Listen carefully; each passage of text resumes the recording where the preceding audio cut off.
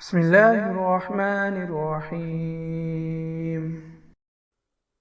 آپ صلی اللہ علیہ وسلم سحری کب کھاتے؟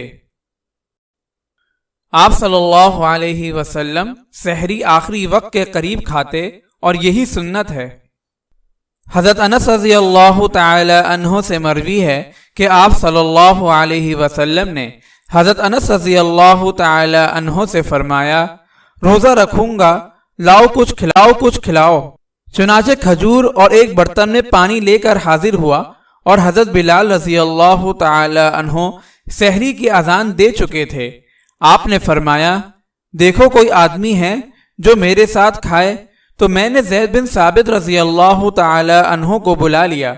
وہ آ گئے تو انہوں نے کہا، میرا روزے کا ارادہ ہے، میں ستو کے چند گھونٹ پی چکا ہوں۔ آپ نے فرمایا، میرا بھی روزے کا ارادہ ہے۔ چنانچہ انہوں نے آپ کے ساتھ سحری کھائی، پھر کھڑے ہوئے 2 رکعت نماز تہجد پڑھی، پھر نماز کے لیے گئے۔ حضرت سہل بن سعد رضی اللہ تعالی عنہ سے روایت ہے کہ میں اپنے گھر میں سحری کرتا، پھر اس کے بعد جلدی کرتا مسجد نبوی جانے کے لیے تاکہ میں آپ کے ساتھ نماز میں شریک ہو جاؤں۔ حضرت عامر رضی اللہ تعالی عنہ کہتے ہیں کہ ہم لوگ آپ صلی اللہ علیہ وسلم کے ساتھ سحری کھاتے، پھر نماز پڑھنے کے لیے جاتے۔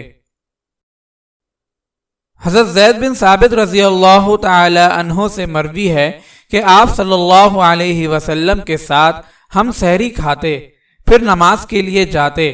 حضرت انس رضی اللہ تعالی عنہ نے پوچھا، نماز اور سحری کے درمیان کتنا فاصلہ ہوتا ہے؟ کہا، اتنا جتنے میں 50 آیتوں کے قریب پڑھ لے۔